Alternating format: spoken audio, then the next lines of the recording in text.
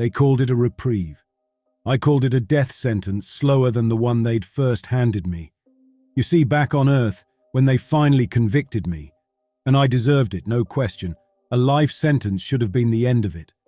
But things work differently these days. Overpopulation, they said.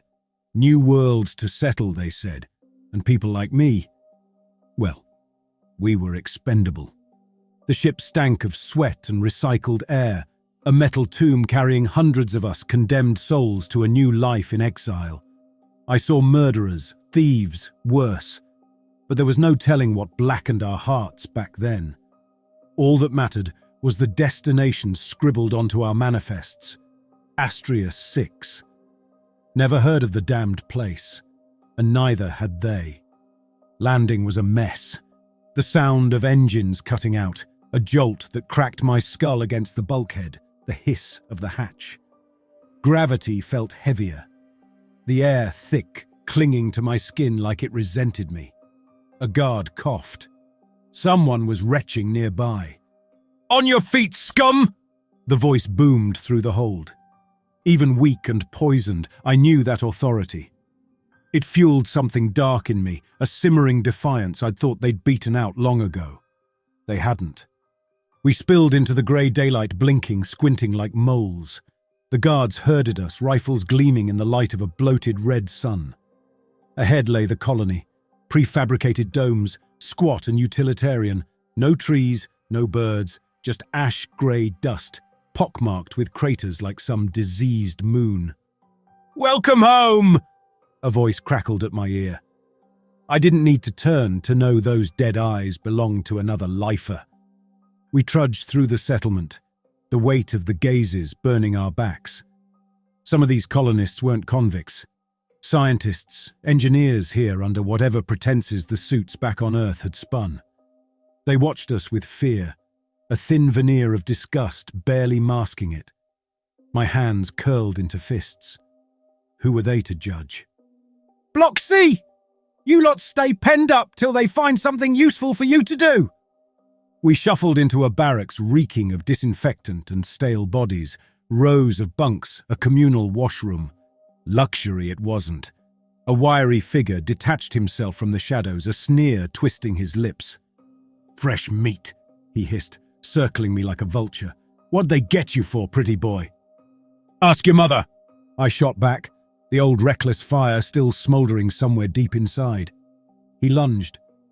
For all our shared weakness, the man still had fight in him.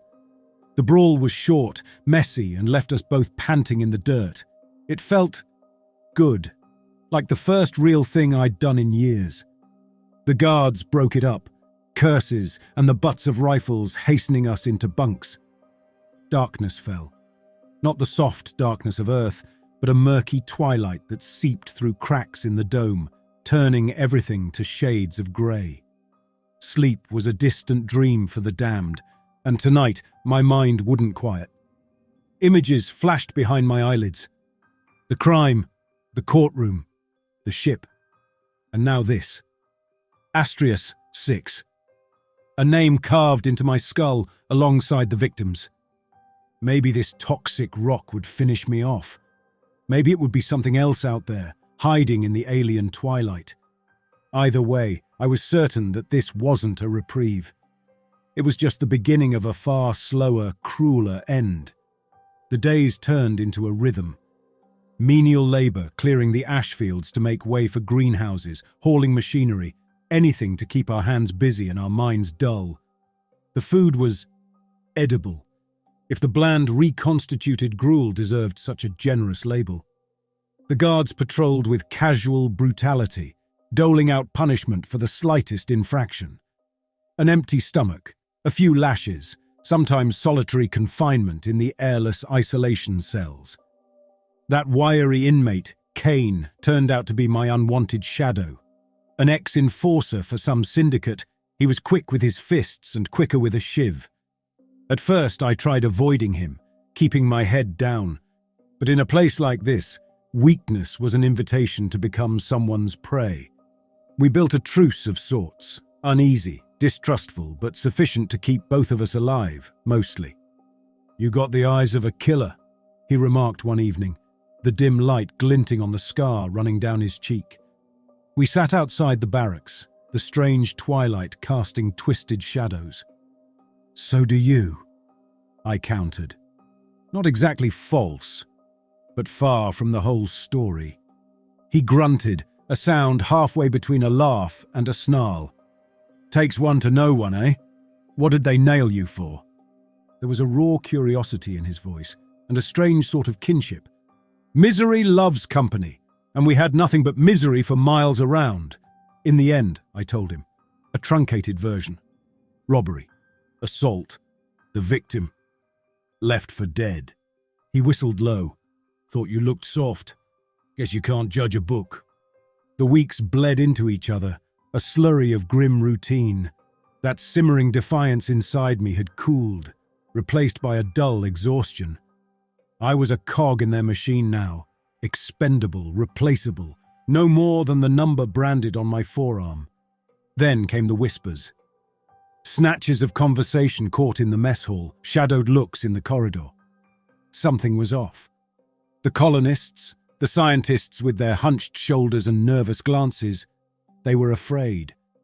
More afraid than usual. "Accident at the northern dig site," Kane hissed at me one day, under guise of moving a crate from point A to point B. "One of the lab coats was found. Well, what was left of him looked like it crawled out of a nightmare." Something was out there.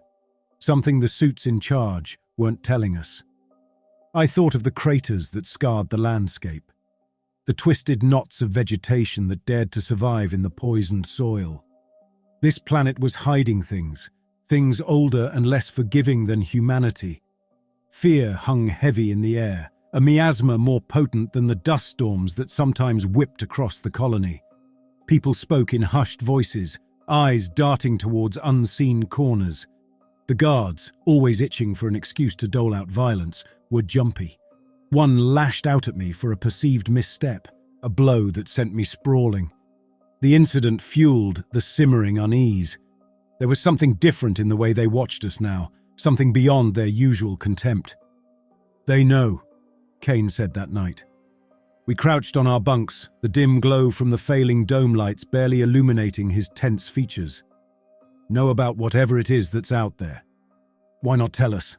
I muttered, rubbing the sore spot on my jaw. "Give us a chance to defend ourselves." Kane snorted, a harsh, humorless sound. "Like they care if a few scumbags like us get torn up. Fewer mouths to feed if we do." Logically, he was right. Yet a deeper, primal part of me rebelled against being treated as disposable. I wanted to fight, not against other convicts, but against whatever lurked in those poisoned shadows. The attacks became bolder. At first, it was missing colonists, the wanderers, the malcontents, those who strayed too far in search of solitude. Then a guard on perimeter watch was found mauled to ribbons, his weapon lying uselessly beside him. Something large, something fast, something that left the perimeter patrols with ashen faces and trembling hands. Each disappearance chipped away at what remained of our fragile order. The colony was a powder keg, the convicts and the colonists increasingly at odds. The scientists hunkered in their labs, emerging only with armed escorts, their faces pale and drawn. One morning, an order crackled through the settlement speakers. The head of the science team, a gaunt, severe man named Dr. Price, wanted volunteers. We gathered in the main square, an unruly mob buzzing with speculation. Price stood on a platform, the light of the sun painting his emaciated frame in an almost ghostly pallor. "A specimen is required," Price announced, his voice weak but amplified through the crackling speakers. "Alive, undamaged." A ripple of fear and anger surged through the crowd. Who in their right mind would volunteer to go hunting the thing that had been tearing men apart? Kane's eyes met mine. In that single glance I saw recklessness and something new, a desperation born of being cornered. "Well?" Price's voice held a sharp edge that cut through the crowd's murmurings. "For the greater good, there must be those among you willing to face this threat." Before I could fully comprehend the insanity of it, my hand shot up. Keynes followed a split second later. Price looked surprised. The guards, tense and bristling nearby, exchanged nervous glances. Then, a thin smile curled the scientist's lips. Not a pleasant smile, but one born of cold, calculated purpose. "Very well," he announced, the tremor in his voice masked by the distorted amplification. "Volunteers step forward."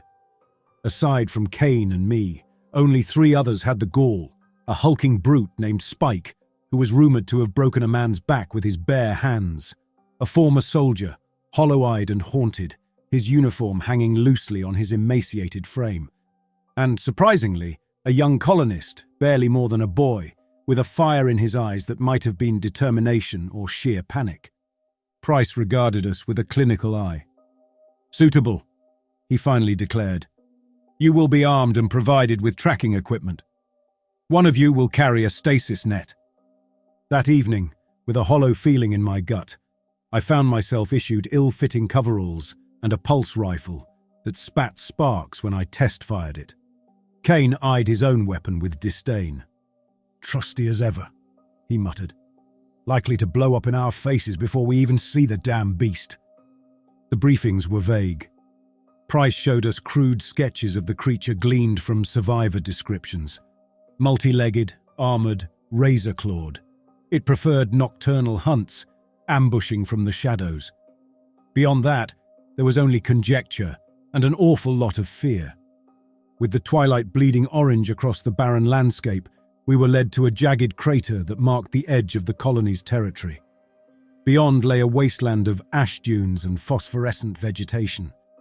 As we stepped across the boundary, an armed guard sealed the blast doors behind us.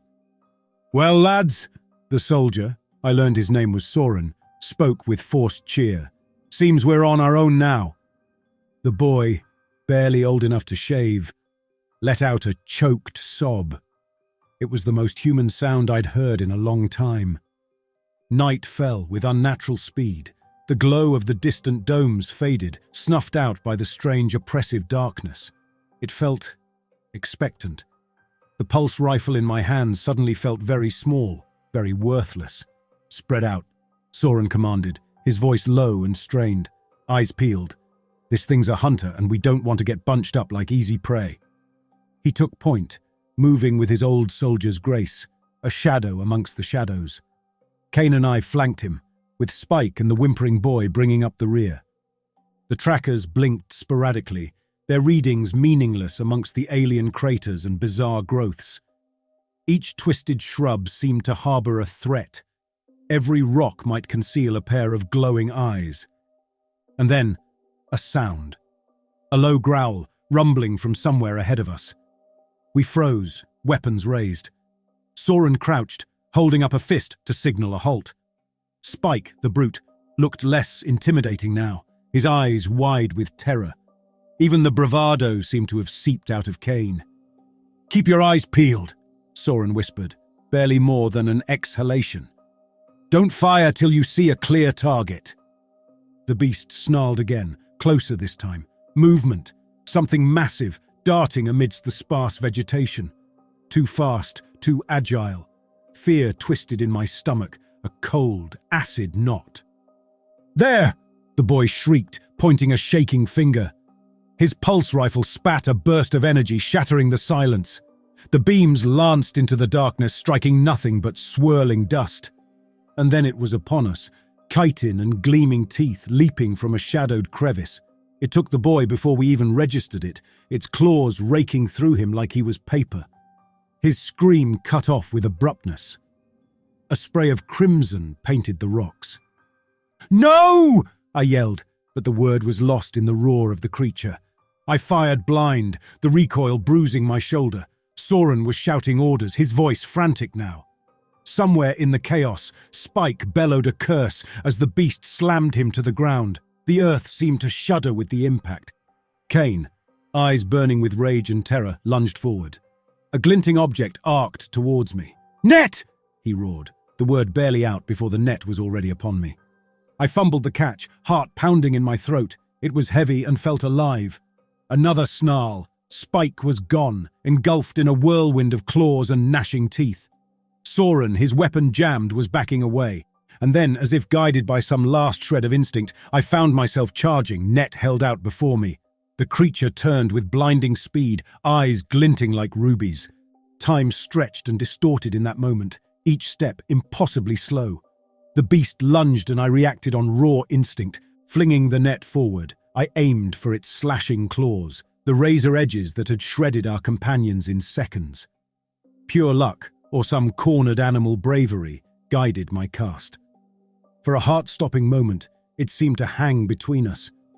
Then the creature crashed into it. The impact sent me sprawling backward. The net contracted with a strange, sucking sound, drawing the beast toward me. It writhed and shrieked, its many limbs slashing against the tough fibers. I scrabbled away, coughing and half-blinded as ash swirled in the chaos. A growl, followed abruptly by a choking gurgle. The thrashing slowed, the creature now a lumpy, trembling mass within the shrinking net. A strange, keening wail cut through the air, a cry of rage, and then it went still. Beside me, Soren was panting, his jammed rifle held forgotten in shaking hands. Kane stood rooted to the spot, his usual sneer momentarily forgotten, his eyes reflecting the unnatural glow of the net. That did it, he said, in a strangled voice. None of us spoke as guards arrived, alerted by the gunfire, armed and wary. Price pushed through, his face a mask of cold calculation. A specimen, he breathed, staring with a scientist's predatory gleam at the net. Intact. Most fortunate. They hauled the beast away, still trapped and groaning its alien lament. We followed, a ragged procession in the dust-choked air. They'd reward us, I supposed. A few extra credits in our commissary accounts, maybe. It felt like a pathetic consolation for those we'd lost. Returning to the colony was a somber affair. News of the boy and Spike's deaths rippled through the crowd. There was grief, yes, but mostly an underlying tide of resentment. We were the damned, the expendable ones, the ones who paid the price for others' arrogance. Kane nudged me, his grin returning, but this time it held an edge of bitterness. Reckon this makes us heroes, eh? For a day or two before they find someone else to throw to the wolves. My gaze fell upon the crude scars marring the landscape, the reminders of other lives swallowed by Astria 6. Maybe we had won a reprieve, but the planet itself was the warden, the sentence still hanging over our heads. I was under no illusions that the beast in the net was the only horror out there. The scientists would poke and prod it, learn what they could. And in the end, would that knowledge save us? Or simply refine the ways in which this toxic world would break us? In the days that followed, the colony crackled with morbid fascination. The captured creature became the center of a scientific frenzy. Price and his colleagues sequestered themselves in the labs, the heavy doors locked even to the guards. Whispers circulated through the compound. Strange cries coming from behind reinforced walls, the stench of something foul and alien tainting the recycled air. Our heroics were acknowledged with the barest of nods from the guards, a handful of extra credits. Life in the barracks went on as usual. Sleep became my enemy. Dreams twisted, transforming the captured creature into bizarre versions of itself, or turned my own skin into chitin, my blood into that thick alien fluid. I'd wake gasping for air, the barren room of the barracks a cruel mockery of freedom. Kane seemed to be handling things better, or at least he hid his unraveling well. That hard glint in his eyes was sharper now, his brawls more frequent, as if pushing himself to the edge was the only way to drown out that shrieking cry from the wasteland. Soren, gaunt and haunted, took to staring at the bleak sky as if searching for answers neither the heavens nor this godforsaken planet would provide. One evening I found myself on the outskirts of the labs, drawn by curiosity, morbid fascination, or perhaps that same instinct that led prey towards the predator's den. The door was guarded, of course. One of the brutes glared at me, his stance a clear message to keep my distance. "Just taking some air," I muttered, the lie feeling hollow in my throat. It didn't sway him. Then, as if called forth by my rebellious thoughts, Price emerged. His face was sallow, drawn tight over the bones like a skull barely covered in flesh. His eyes glittered with an unholy fervor. "Ah, one of our saviors," he declared.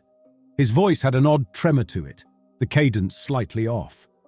"Come, perhaps you'll find this illuminating."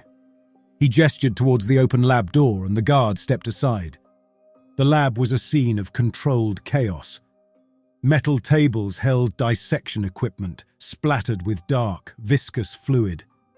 The beast itself was strapped down, still partially enveloped by the net, as if its unnatural energy fought even this artificial bondage.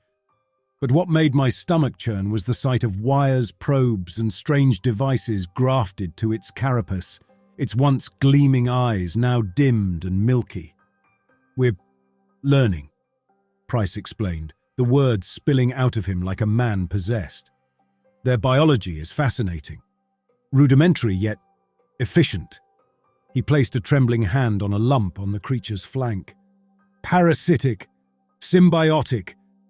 Did you know that?" My mind refused to pass that twisted logic. But Kane, with his street smarts, saw the core of the revelation. "You're saying there's more than one?" His tone was flat, laced with a hint of despair. I felt it too, a suffocating dread at the edges of my sanity. "Indeed," he said, his voice rising in a fervor bordering on madness. "They exist in harmony. A collective consciousness spread thin perhaps when undisturbed, but stress, an attack." His gaze shifted accusingly toward us. "They awaken, become aggressive, defensive. Are you saying we made this happen?" Kane's voice cracked, the defiance in it replaced by a brittle sort of fear. Price shrugged, a disturbingly casual movement for a man discussing planetary-scale horrors. Perhaps it is simply their nature. Regardless, we must study them, understand. Only then can we hope to control them, or at the very least, defend ourselves." His gaze swept over us, then focused on me. There was a strange intensity in the depths of his eyes, like he was seeing something beyond the convict, something he could use. "You will help us," he said. It wasn't a request. "Like hell we will," Kane snarled, but I could already see the calculation in his eyes. We were useful again, bargaining chips in a game no one fully understood. The weeks that followed were a nightmare dressed up as scientific study. They fitted us with scavenged mining exosuits, rudimentary protection against the creature's claws. We were sent back out into the wastes, tracking beacons replacing the pulse rifles in our grip. Luring one of those beasts into an ambush became my new trade. Soren, increasingly haunted by the deaths we'd caused, vanished one night. Perhaps into the wastes, or perhaps finding a quicker escape. Kane and I didn't speak of it. Survival had whittled away any sense of sentiment. The scientists pored over their mutilated specimens, their excitement bordering on insanity. They spoke in hushed tones of neural networks, of a consciousness that spanned the toxic craters and dunes. Astria 6 wasn't just a planet. It was a living, unforgiving organism, and we were the disease spreading across its skin. And in my nightmares, another layer was added. I saw myself draped in their chitin, felt their alien minds brushing against my own, a whispering, insistent chorus that burrowed into the cracks of my sanity. I feared sleep, yet I feared staying awake even more. Some nights I heard Kane muttering, a low litany against the encroaching darkness. The ambushes became more precise, more deadly. Price had developed some foul concoction drawn from the dissected beasts, a pheromone that drove their brethren into a frenzy. Soon the colony was ringed with the corpses of the creatures, their alien forms a victory monument in the ash. But fear curdled into resentment in the survivors' eyes. They whispered that the convicts weren't solving the problem. They were merely prolonging their own miserable existence, and beneath their words I heard the unspoken accusation that the beasts in the wasteland were no different than the beasts Price used as his hunters. The barrier between us and them was eroding, both on the planet itself and in the hearts of those clinging to this damned rock. The breaking point came without warning, sudden and brutal, not from the wasteland, but from within. In the crowded mess hall, one of the colonists, a hollow-cheeked engineer named Henrik, snapped. The trigger, if there truly was one, seemed insignificant. A missed ration, a harsh word, perhaps just the accumulated weight of fear and hopelessness finally breaking his sanity. He shrieked, a terrible animal wail in the silence, then snatched a shiv from the table, lunging at a guard. The guard, taken by surprise, went down with a gurgling scream. Henrik, eyes ablaze with madness, slashed at anyone within reach. We stood frozen, convicts and colonists alike, for a moment too long. Then instinct took over and chaos reigned. In the ensuing brawl, lines blurred. Convicts and colonists fell upon each other, old grudges fueling the bloodlust. Fists flew, shivs flashed, and the air filled with curses, cries of pain, and the thud of flesh meeting flesh. Somewhere in the back of my mind, I knew this was stupid, suicidal, but a more primal part of me, a darkness that had been growing with every sleepless night on this wretched planet, screamed for release. The old life, the consequences I'd once dreaded, they all seemed so distant now. Kane was beside me, teeth bared in a predatory grin. We fought back to back, his brutal efficiency meshing with my reckless fury. Bodies crumpled before us, blood slicking our hands. There was a perverse sort of exhilaration in it, in feeling fully alive even as death danced around us. Then a gunshot and a sudden pain blooming in my shoulder. Kane staggered, eyes wide with surprise as dark blood blossomed on his chest. The fight drained out of him, replaced by a dawning horror. He collapsed, leaving me alone, surrounded. It should have been the end. But Price was there. The scientist, with a handful of guards, he'd somehow managed to keep out of the fray. The sight of my blood-streaked face, the bodies at my feet, seemed to jolt him into focus. "This way!" he barked, gesturing towards a side corridor I hadn't even noticed in the chaos. "Quickly, before they turn on us!" The escape was a confused stampede. Price, surprisingly strong for his emaciated frame, half-dragged a wounded me along. A handful of guards, their loyalty or simply their survival instincts overriding their disgust, provided covering fire. Behind us, the mess hall was filled with the rage of the mob. We stumbled into a side laboratory, Price slamming the heavy door shut. I clutched my bleeding shoulder, the world spinning around me. "You're hurt," Price said, his voice oddly calm in the aftermath. "Let me see." He moved towards me, not with a healer's care, but the hungry focus of a predator scenting a new opportunity. Then understanding dawned. The creature, their studies. I wasn't just a convict anymore. I was a test subject, a walking wound in their twisted experiment. "No," I croaked, trying to back away, but my legs wouldn't obey. "You stay the hell away from me." "Fascinating," Price murmured, pulling a syringe from his pocket. "The aggression, the heightened reflexes. It must be their influence. Glorious." He lunged. In the light, the needle gleamed like the fang of some venomous serpent. It wasn't the pain of the injection I felt, but a cold wave washing over me, seeping into my veins alongside whatever poison he'd concocted. My vision blurred, the world tilting into a nightmarish kaleidoscope. The last thing I saw, before darkness claimed me, was Price's face, twisted into an ecstatic smile, a mirror of the madness that had finally consumed Astria 6. Years passed, or perhaps decades. Time lost meaning within Astria 6's toxic embrace. The colony was gone, its skeletal remains a decaying monument to humanity's hubris. Those who didn't perish in the bloody riot had succumbed to the beasts, or perhaps to something else entirely. I remained, changed, twisted. I was no longer a convict, nor truly human, but something in between. My skin had thickened, becoming a mottled carapace. Wickedly sharp bone spurs protruded from my knuckles. My nails thickened into talons, but the most profound alteration lay within.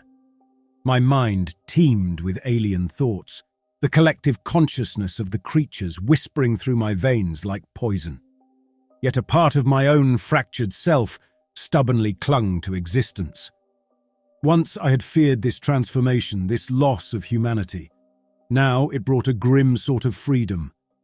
Cain's voice, fading in the recesses of my poisoned mind, whispered accusations of becoming the monster I'd always been. Maybe he was right. Price was gone, likely consumed by his own ambition. But his legacy lingered. Deep within the ruins of the laboratory complex, where dying light still feebly pierced the gloom, his discarded notes lay scattered, a perverse testament to obsession. Crude drawings depicted creatures like me, their neural networks mapped with disturbing precision. Amongst the scrawled diagrams, a phrase jolted me: control specimen. Price, driven mad by his pursuit of knowledge, had sought not just understanding, but dominance. He had dreamed of weaponizing their collective mind, of turning the planet itself into a destructive tool. And I was his unfinished experiment, a twisted symbol of his failure. Yet as alien thoughts flowed through my skull, a dark notion began to take shape. Price had failed because he saw only the monsters. I, on the other hand, was a monster who remembered being a man. The creatures, the collective, they craved survival. I craved something more, perhaps vengeance. Perhaps a perverse sort of dominance over this planet that had claimed me. Or perhaps, on the darkest nights, when the cries of the beasts haunted the canyons, I yearned for oblivion. But the parasite within me clung to life with a terrible tenacity. The control protocols Price had theorized were incomplete, fragmented, but they were a beginning. Every second in those shadowed labs felt like a lifetime. My human mind and the alien consciousness in a grueling battle of wills. They resisted, their collective shriek a psychic onslaught. Pain lanced through me, yet infused with that pain was a strange exhilaration. One night, as the beasts stirred in their subterranean nests, I felt it. A shift, a connection. The whispers were still there, yet now I could push back. I projected a thought shaped into an imitation of their language, a demand for obedience. The response was hesitant, uncomprehending. My command surged again, stronger, laced with the hunger and desperation I knew intimately. Slowly, the collective mind bent not to my will, but to a strange truce born in shared survival instinct. I am the monster Astria 6 created. I am its apex predator and its reluctant king. Whether I'll be its salvation or its final doom, not even the poisoned winds of this desolate world can say. But one thing is certain. The game has changed, and I've finally learned to play by this planet's rules.